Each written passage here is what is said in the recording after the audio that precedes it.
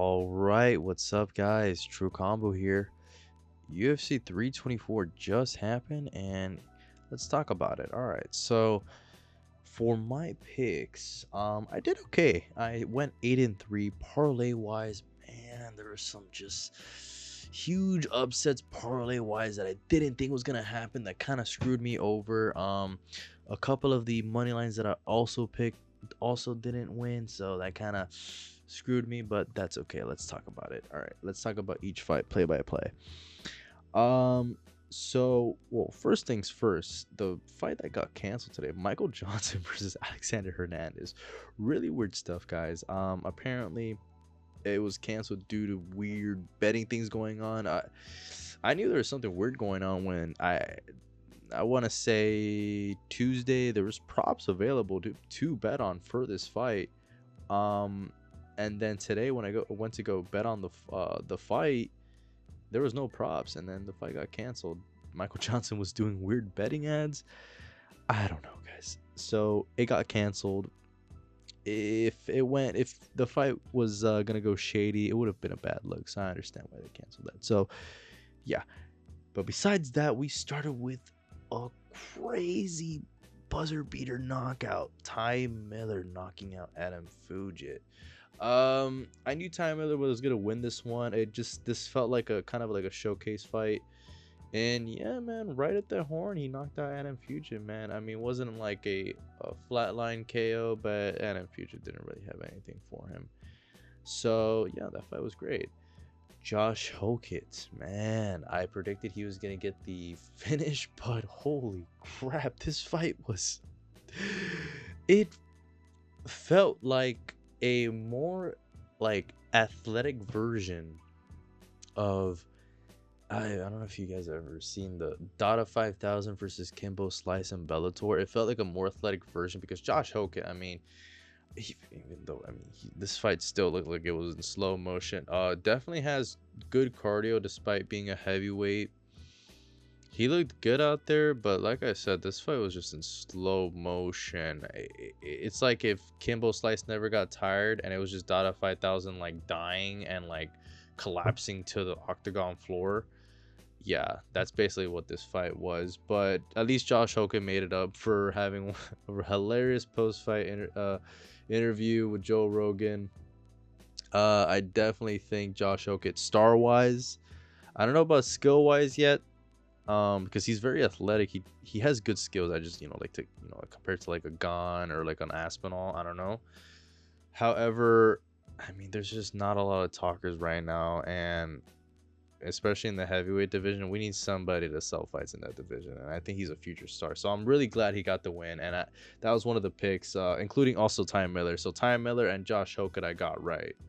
So let's start where the parlay died. Alex Perez. I mean, I even said this, but I really thought that he knocked out Loner Kavanaugh, which looked, I mean, Loner Kavanaugh looked pretty good, so I was anticipating he was gonna beat Johnson in that fight. But then when Johnson did that, considering also how Alex has been finished before, so yeah, Alex was looking good in his Asam Amabayev fight, so I knew he had that kind of underdog kind of chance. But man, Charles Johnson, he really held out on all he could. I mean, he was I think Jason Herzog was the ref for this fight, and I like to think he had money on this fight because he was just letting this guy Johnson get clipped and clipped. He was really Mario Yamasaki maxing. So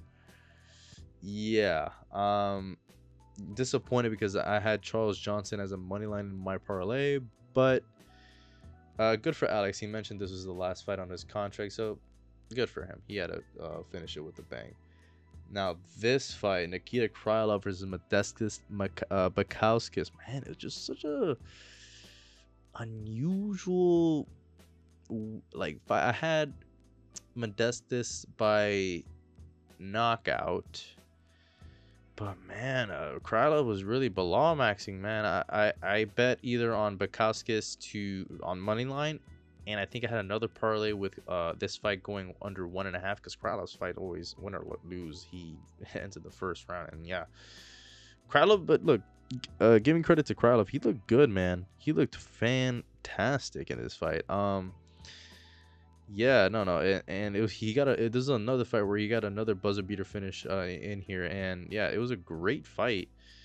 Um, Modestus just kind of looked stunned out there. I don't know what was going on, but good for Krylov, man. He's been I think his last fight was a loss too, so you know it's great to see him win. He's honestly great for the division. I do love him for light heavyweight, you know. So great win. Now this next fight pissed me off. Like, guys, I bet on fights, and I don't like to crap on fighters just because I lost a bet, but I'm gonna crap on a fighter because I lost a bet. Atiba Gautier, man, dude, this guy looked like a world beater in the first round, knocking down Andre Puliev. But you know, credit to Andre Puliev. I mean, those body kicks were hurting him and it was really slowing him down. So you know, this is all because of Puliev's body kicks, and you know, he was doing really good. But man, Gautier, man, there was moments where I feel like Puliev was just kind of circling to Gautier's power side, but Gautier was just so tired that he just wasn't throwing, wasn't making anything happen. And I had his prop for knockout was minus 400. I parlayed that just, you know, to kind of, I'm like, okay, you know, he looked like he was gonna get that knockout in the first round, and also I believe in the second round, and maybe a glimpse of it in the third. But yeah, no, man, it was just a really frustrating fight to watch, because there's times where he clipped Puliev, and I think he hurt him, and Puliev went to the mat, and he was just walking slowly with like no urgency. Like, it didn't look like uh, look, Gaultier won. My pick was right in him winning, but it didn't look like a good look. Like, he looked human compared to how he's been looking. So yeah, man. Good for Gaultier, man. I'm glad he got the win, but man, that pissed me off. So next fight, we got Umar Nurmagomedov versus Davison Figueiredo. This fight went as expected. However, Davison in the second round, he really just went gung ho, and he really put it out there. I was like, oh crap, yo, he's really, going for it. But not Umar basically just was, you know, how do I say, Dagestani maxing and just grappling. And look, I'm not against grappling, but you know, clearly he was just grappling to control and to look dominant. He wasn't trying to risk anything, which, look, I get it.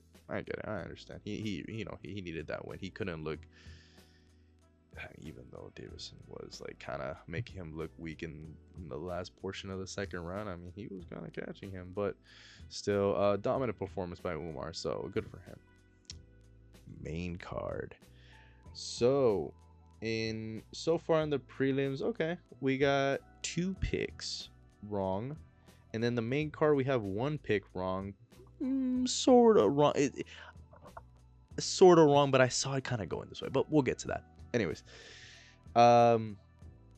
yeah, Gene Silva, man. I knew he was gonna win by decision. I got that pick right. I knew if it was gonna go to, it was a war though. It was a really good fight though. I knew if it was gonna go to decision, man, Gene Silva was just gonna out damage Arnold Allen, man. Arnold Allen was putting in the work, but I just think Gene Silva edged him out. Pause. Natalia Silva by decision. Yeah, I love Rose, but I just think that she's done. Like, I don't know. At this point, what can she really do? She's moved up a weight class. I don't see her moving back down. I mean, she could rematch Weili. I mean, that is a potential matchup. She's still young. I think she could still do that. But at this point, yeah, if you're gonna stay at 125, what's the point? I see Natalia Silva being the champion of that division, by the way. So great win for Natalia Silva by decision. I predicted that as well. Waldo Cortez Acosta versus Derek Lewis. I predicted Waldo, even though I had the Derek Lewis knockout on my parlay with Justin by KO. it, Derek was pushing the pace. It was, I'm not gonna lie, it was it kind of looked like you know, Lewis versus Ngannou-esque, with just kind of the plotting and the standing around. There was moments though, there was, you know, at least with this fight there was actual moments, but yeah, Lewis, he went to go throw a combination, and when he landed on his, I don't know if it was his lead leg, or, you know, he landed on his leg funny. It just kind of wobbled him a bit, and he just landed on the floor. I think he just messed up his knee or something, and then yeah, he just let Waldo basically TKO him. So yeah, bit of a weird fight, but I'm glad, you know, I'm happy for Waldo. And honestly, Waldo's really good for the division. I'm not mad at all. It was just a bit of a weird finish, so I'm just disappointed, you know. But whatever.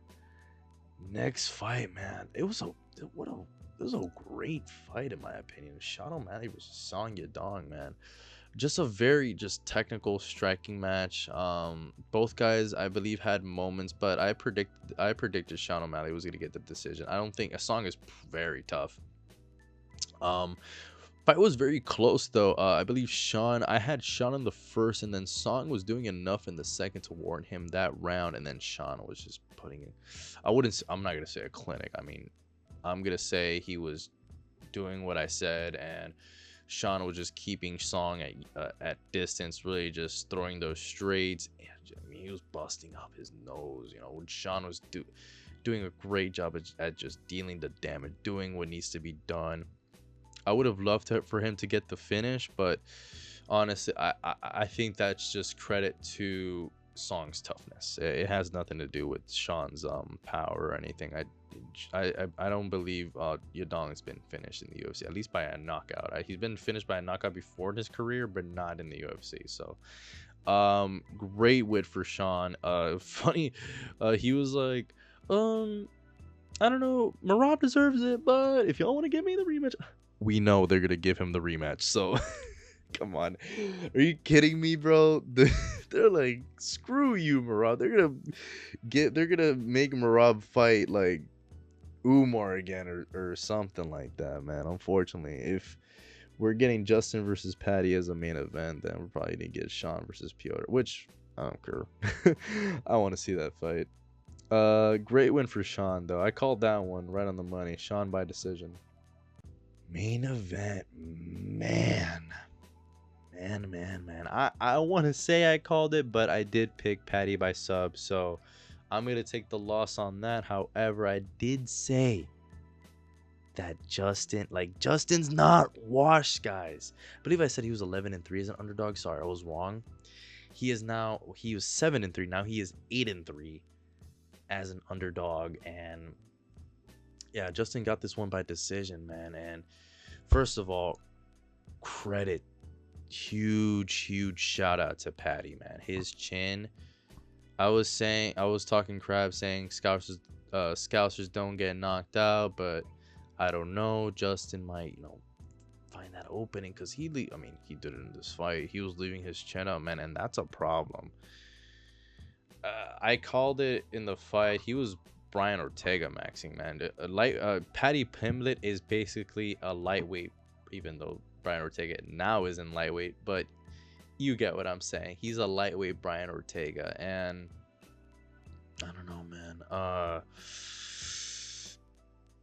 I'm worried about Patty. That damage was not good. That was a lot of damage. But yeah, I called it. I knew if this fight went to decision, or if it was just mainly a striking battle, Justin was gonna edge him out. But yeah, that was a great fight. So no complaints there. But yeah, but honestly, this is kind of good for Patty. I mean, Patty has a lot of matchups in the division. He obviously still has that Ilya fight, you know, right there. Even though it's not there yet because he did lose, he still has it there. There's still that rivalry. But speaking of rivalries, we got freaking Dan Hooker. Dan Hooker, I believe, also just pulled out of his fight that he had that was going to come up next week, which sucks.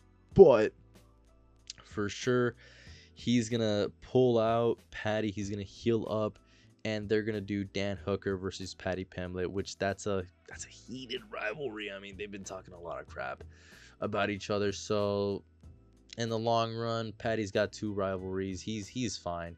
Justin, man, how can you not be happy about Justin? Like this man, this is his second interim title. How can you not be happy? Look, I think yeah, I think Ilya beats him, because Ilya just, I mean, if he can crack a man like Max Holloway, then he can crack anybody in the world, bro. So let's just get that real. So Justin, I really wish you luck, brother. It's gonna be a great fight with Ilya. I'm really proud of Justin, man. I'm really happy for him. A lot of people, I felt like they were really disrespecting him. Remember, this guy knocked out Dustin Poirier.